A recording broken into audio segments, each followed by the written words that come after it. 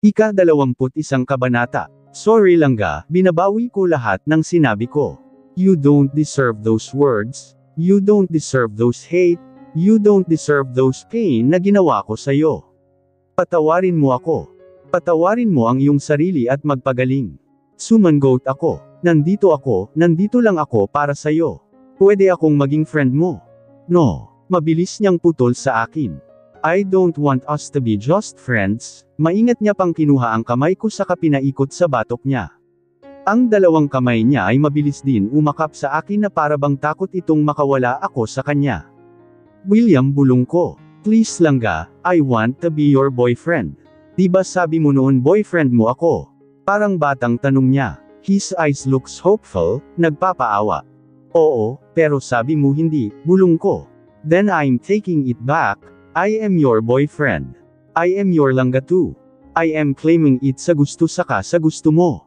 Anong choice yun? Hindi ka nga nanliligaw, boyfriend agad. Malay mo may afam na pala ako. O di kaya may boyfriend. Hindi ko na natuloy ang sasabihin ko nang bigla niya akong siniil ng halik. I was silenced by his kiss. I was shocked. Hindi ako nakagalaw agad, parang biglang nag-freeze ang brain cells ko. I heard the voices of his friend coming.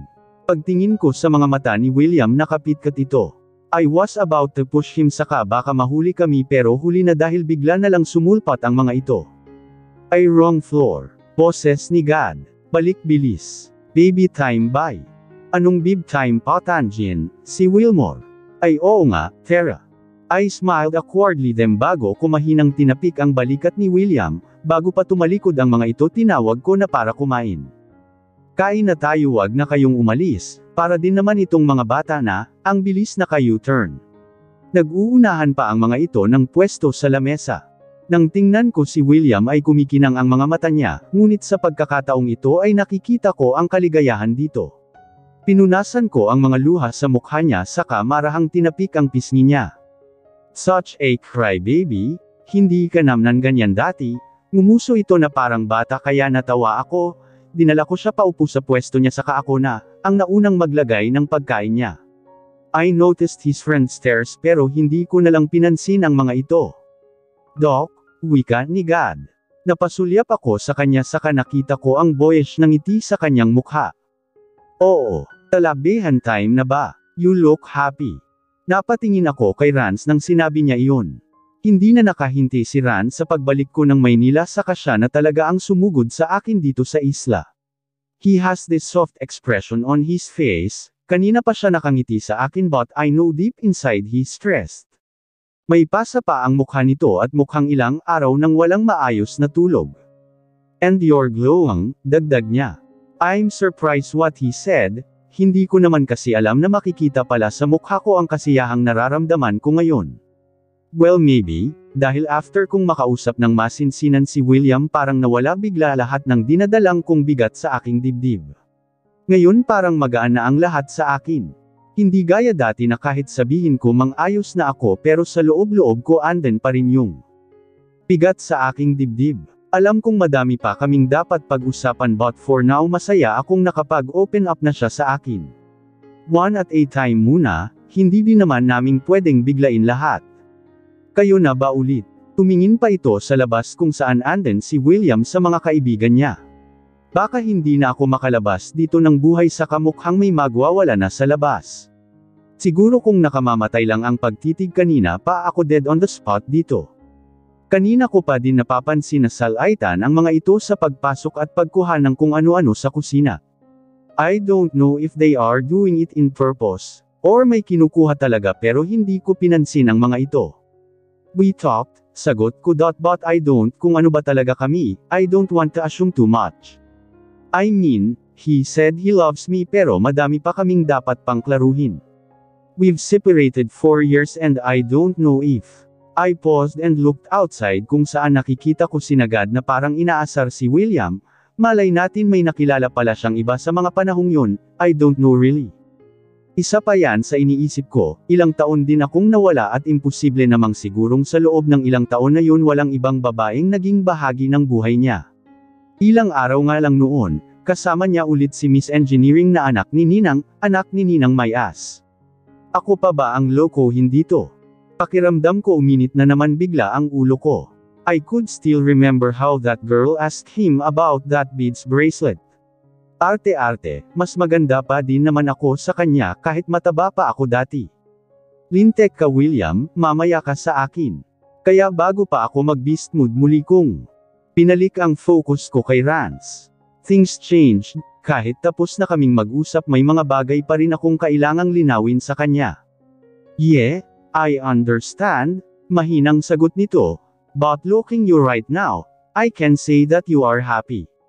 For a long time, ngayon ko lang ulit nakita ang sigla sa mga mata mo. Oh, siguro totoo yung sinasabi nilang nagre-reflect sa mata kung ano yung nararamdaman natin. Well, am I that obvious? Tanong ko. Hindi ko naman inaasahan na inoobserbahan pala ako nito noon pa. Pero hindi ko din naman maitanggi ang nararamdaman ko ngayon. I mean, masaya ako sa kasiguro dahil yun sa nakapag-usap na kami ni William, napakinggan ko na ang paliwanag niya. Your eyes are shining, iba din ang aliwalas ng mukha mo ngayon. Tumingin ako sa kanya sa ngumiti. Rance is really a nice friend. Kahit na binasted ko ito hindi pa rin nagbago ang pakikitungo niya sa akin. Well I guess I'm happy, nakangiti kong sagot sa kanya pero agad ko ding tinikom, ang bibig nang makita kong nakakunot ang noo ni William habang nakatingin sa amin. Sa likod niya ay sigad na tila ba minamasahe siya habang, ang ibang kaibigan niya ay nakahilera sa gilid niya na parang mga bodyguard na handang sumugod sa laban. I'm happy for you, nabaling ang tingin ko kay Rance nang inabot niya ang kamay ko sa kahinawakan.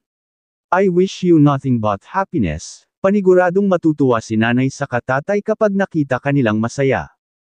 He smiled but it didn't reach his eyes. Humugot ako ng malalim na hininga sa ngumiti sa kanya. I am aware that he still has feelings for me but I can't reciprocate it. I don't want to be unfair to him, Rance deserves someone better. Hindi yung kagaya ko na hindi kayang ibigay ang buong pagmamahal sa kanya. I only love him as a friend na kahit sabihin niya pang ayos lang sa kanya, hindi pwede. Thank you Rance, sana. Sa wakas makakahanap na rin ako ng bib ko, mabilis niyang putol sa akin, muling ngumiti pero gaya kanina hindi pa rin umabot sa mga mata niya. Pinitiwan niya ang kamay ko sa kaprenteng sinandal ang likod sa upuan. Kung pwede ko lang turuan ng puso, matagal ko na itong ginawa kaso hindi. Rance is a good man, may mga flaws man ito pero alam kong mabuti siyang tao. He's always there when I needed him. Kahit nung panahong nagluluksa pa ako hindi niya ako iniwan. Kahit ilang beses ko pa siyang pinagtabuyan noon tahimik lang ito. But still I can teach my heart to love him more than friends. Kumusta ang paghahanap mo? Do you have any news about her and your daughter? Pagbago ko sa usapan. Isang malakas na buntong hininga ang kanyang pinakawalan sa kaumiling. I'm still looking for her. Nag-hire na rin kami ng private investigator. Alam na rin ni Dad and, saglit itong huminto sa kamariing pumikit, he was so mad, binugbog niya ako. Muntik pa niyang mabaril kung di lang napigilan ni Mom. Yan ba ang dahilan ng, tinuro ko ang pasa sa gilid ng labi niya, tumango ito sa kamuling nagpakawala ng buntong hininga. Kung hindi ko daw mahanap ang anak ko hindi ako pwedeng tumungtong sa bahay. Ang laki nga ng problema kung ganun, Rance is close to his parents, mabait ang mga magulang niya, sunod lahat ng gusto niya. Yun nga lang napasobraan ata ni Rance ang kapilyuhan niya noon. How about you, nakausap mo na ba ang abogado mo? Handa ka na bang harapin ang kapatid ng tatay mo? By just mentioning something about that woman bigla na lang uminit ang ulo ko. Ang laki ng kasalanan niya hindi lang sa akin kundi pati na rin kay William. Ang sama-sama niya, walang ising sama. I can come with you. She's coming with me, sabat ni William diretsyong umupo sa tabi ko. Mabilis na pumulupot ang kamay niya sa bewang ko. Paglingon ko sa kanya seryoso saka masungit ang mukha nitong nakatingin kay Rance. Architect Lagdameo, Rance greeted. Baka busy ka sa projects mo, I can come with. I'm on leave also kaya bakante ang oras ko, sabi niya sabay lingon sa akin na may makahulugang tingin. Pinandilatan ko ito pero hindi tumalab sa kamukhang may balak pa itong asarin si William. Bago pa makapagsalita si William, isa-isa nang pumasok ang mga kaibigan niya, Sa laki nila mukhang naging masikip ang sala lalo na, parang pinalibutan nila si Rance. Isa-isa kong tinapunan ng warning look ang mga ito pero diretso, seryoso ang mga mukha nila. Mukhang nasuhulan ata ni William. Well, I'm offering my time, nasa kay Mara pa rin naman ang desisyon, di ba? No, I'll come with my girlfriend. He said, emphasizing the word girlfriend. I glanced him and saw his serious face. Nakipagsukatan pa ito ng tingin kay Rance pero ngumisi lang ang huli. I didn't know that Mara already had a boyfriend. Rance said with a sly smile on his face.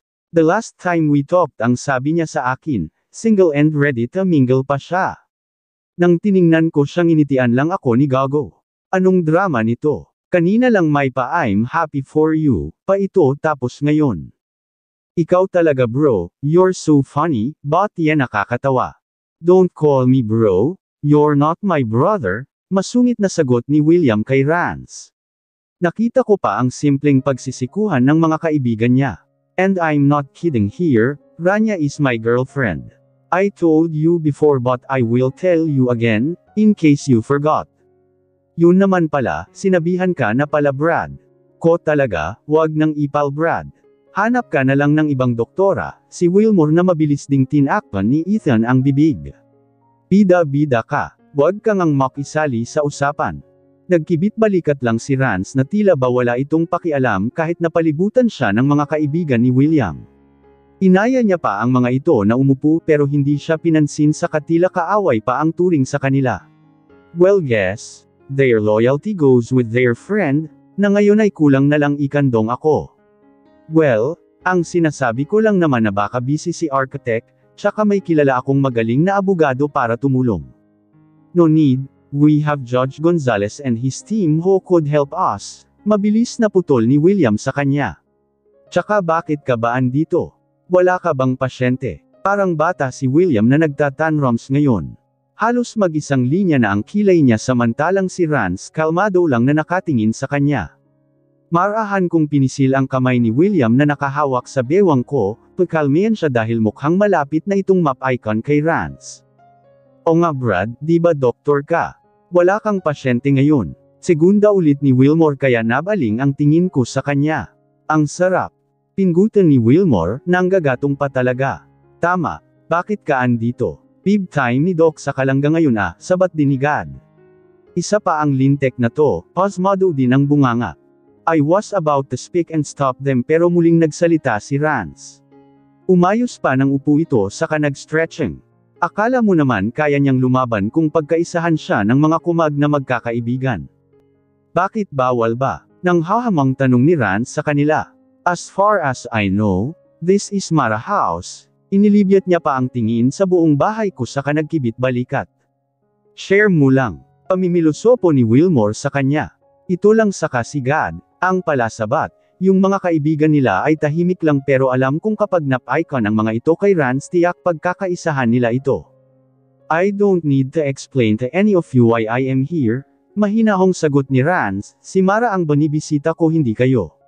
Nasa bahay niya lang kayo sa parehas lang tayo mga bisita dito. I did this house, taas noong sagot ni William sa kanya. But Mara paid your services, ganting sagot ni Rance sa kanya. Para talaga silang mga bata. Hindi ko alam kung may inis o matatawa ba ako sa kanila. Lintek lang ang kukulit, daig pa ang mga pasyente bata sa ospital. Paid. Nakakalokong tanong nito, may nakabuntot pang mahinang tawa. My girlfriend and soon-to-be wife, doesn't need to pay me. All my services are for free. Napasinghap ako saka nagtatakang tumingin sa kanya. Sa pagkakaalam ko kasi nagbabayad ako sa kanya, may pinirmahan pang kontrata. Wala namang sinabi si Tatang sa akin na iba pa. Yes, langga. I didn't touch your money, bilang niya sa akin. Hinapit niya pa ako palapit sa kanya sa kahinalikan ang gilid ng ulo ko. Bakit ako magpapabayad magiging bahay ko din naman ta. In fact, I'm planning to extend her property. See that lot out there? Tinuro niya ang lote katabi ng bahay ko, yung lote ni Nabudek na gusto kong bilihin noon kaso lang naunahan ako. That's for my langga also. I bought that property and named after her. Alam ko kasi na gusto ng baby langga ko bilhin, ang loteng yan para sa future kids namin. Para mas malawak yung playground nila. William mahina kung saway sa kanya. O bakit langga? I'm just stating facts here, para matauhan yung nagpi-feeling dyan. Tsaka I'm not getting any younger baby, ang dami na nating hahabulin. Ikaw din. Ano dok laban pa? Tanong ni Wilmore. Kung ako sayo mag-inuman na lang tayo doon sa labas saka hayaan na natin silang gapatidok, maglangga-langga sa taas. The Brood. Anong langga-langga, gago? Pinatukan siya ni Ethan. Labing-labing, pam-pam, talabehan, ano pa? Nakangising sagot nito na pati si Rance ay napatawa na rin. Ako ngayon ang namumula sa hiya. Puweset na gerero parang si Raulo. Alam niya naman hindi pa ako nakaget over dun sa talaba issue sa hapag heto na naman siya. Gago to, kung ano-ano talagang lumalabas dyan sa bibig mo gerero. Hanapin nyo nga si Bib Pinot, ipakuha tong gago dito. Sisabat pa sana ito pero mabilis na siyang nahila ni Ethan palabas. Sunod nilang hinayla si Rance, walang nagawa ang huli dahil pinagkaisahan siya ng magkakaibigan. Mukhang wala namang problema ang mga ito, dahil pagkalabas nila nagtatawanan pa na mukhang matagal nang magkakilala. I already talked to Judge Gonzales about the case, langga. Magpapadala siya ng lawyer mula sa firm nila para tutulong sa atin. Nakaschedule na ang meeting bukas. We're talking about the Isla Beach Resort. After ng burol ni tatay pinatawag ako ng abogado ng pamilya nila, para ipaalam na ang Isla Beach Resort ay nakapangalan kay tatay ang kalahati. Pero nung mga panahong yun wala ako sa tamang pag-iisip para ipaglaban kung ano man ang para kay tatay. Magulo ang utak ko, dagdagan pa ng kaguluhan na dala ni Tita Mina sa buhay ko kahit napatay. Ang aking mga magulang, gusto niya pang kunin ang bangkay ni tatay sa kadalhin sa kanila pero hindi ako pumayag. Kahit sa huling sandali ng buhay ng mga magulang ko gusto ko silang magkatabi. My mother died dahil hindi niya nakayanin ang pag-iwan ni tatay sa kanya, walang karapatan si tita na paglayuan ng mga magulang sa huling mga araw nila dito sa mundo. I don't plan to take that resort, dahil ayoko ng gulo. Pero nung nasa Amerika pa ako nabalitaan kung binibenta niya ang resort, pero hindi matuloy-tuloy dahil kailangan ng pirma ko bilang nag-iisang anak ni tatay. Wala din sana akong balak na kunin ang share ko, pero iisipin ko palang ang mukha ni tita nag-iinit na ang ulo ko. Hindi ko alam kung sapat ba ang perang naipon ko para bilhin ang share niya. Hindi ako mademo, wala na talaga akong balak pang kunin ang resort na yun pero pagkatapos kong narinig ang lahat ng pinagsasabi niya tungkol sa nanay. Ha, she doesn't deserve to be treated nicely. Kukunin ko ang para kay tatay. I will do everything to take what's due for my father, mariin kong sabi. Kung magmamatigas ang tita mo, I can help you buy her share, langga, kunot nuo akong tumingin sa kanya. Hanggat kaya ko ayokong humingi ng tulong sa sinuman. May ipon naman ako mula sa sahod ko, lumago din naman ang iniwang pera ng mga magulang ko sa akin noon na ininvest ko. I want to help you get what is for tatay, para din naman yun sa'yo. Sa mga anak natin, mahinang bigkas niya sa huli. Ewan ko sa'yo, kung ano-anong lumalabas sa bibig mo, hamaba ang nguso niya saka parang batang naglamang sa akin. Hinawakan niya ang kamay ko saka ainal-alayan akong maupo sa kandangan niya. I have my own money, hindi ko lang sure kung kakasya ba sa demand ni Mina. Knowing her, kapag nalaman niyang ako ang bibili ng share niya tiyak hindi ito papayag. Pero balita ng abogado ko, baon daw ito sa utang dahil sa madalas na pagkakasino. Simula nang hiniwalayan ito ng asawa niya, dinala ang pinsan ko sa ibang bansa naging sugarol na daw ito. Just in case you need my help langga, I can always help you. Para din naman sa iyo lahat ng mga pinaghirapan ko, para sa mga anak natin, he said the last words again almost in a whisper. Mukhang nagmamadali na ata itong magkaanak saka ilang beses niya na itong nabanggit sa akin. Sa bagay pa Thunders na sil lolo nyo. Ewan ko sa'yo, di pa nga tayo may pa anak-anak ka na dyan. Totoo yun langga, nakahaba ang nguso niyang sabi saka pinalungkot ang mukha, bakit ayaw mo bang magkaanak sa akin? Guwapo naman ako, maganda katawan, yummy tsaka magaling. Bahagya niya pa akong binuhat saka diniin sa bukol na nasa harapan niya, kaya gulat akong napalingon sa kanya. May breathing hitch, parang bigla akong sinilaban na hindi ko alam, lalo na at naramdaman ko ang katigasan ng pagkalalaki niya malapit sa entrada ko. Ilang years na din kaming naghihintay ng alaga ko sa'yo, baka naman ngayon pwede na, he murmured. My eyes widened, dinala ko ang kamay mula sa hawak niya pero muli niya lang akong inangat saka idiniin sa gitna niya. He's caging me with his strong arms. Sige na lang ga, baka naman pwedeng mag-advance harvest na ako ngayon, aniya at unti-unting nilapit ang mukha niya sa mukha ko. Ang init na mula sa hininga niya ay dama ko na sa sobrang lapit namin. Pati ang init ng katawan niya, bilis na tibok na puso ay nararamdaman ko din. Bumaba ang tingin niya sa mga labi, kusok at dahan-daang umangat ang kamay niya sa aking pisngi para haplasan ito. I missed you so much. Langga, halos walang boses niyang sabi. Sobrang miss na kita na kahit sa pagtulog ko mukha mo pa rin ang aking nakikita, marahan niyang hinaplos ang labi, kusaka masuyong dinampyan ng halik ang gilid nito. I miss these beautiful fair eyes, that haunts me every time I go to sleep, pumikit ako ng masuyo niyang hinalikan ang aking mga mata. I miss the whole you, langga, na kahit saan ko man ibaling ang tingin ko ikaw na ikaw lang ang hinahanap nito, kinuha niya ang isang kamay ko. Pati tinapat sa kanyang dibdib. Nanatili akong tahimik saka nakatingin lang sa kanya. Nakita ko ang pagtitig niya sa buong mukha ko. Akala ko hahalikan niya ako sa labi, nang bumaba ang tingin niya doon pero nagulat ako nang bumagsak ang labi niya sa noo ko.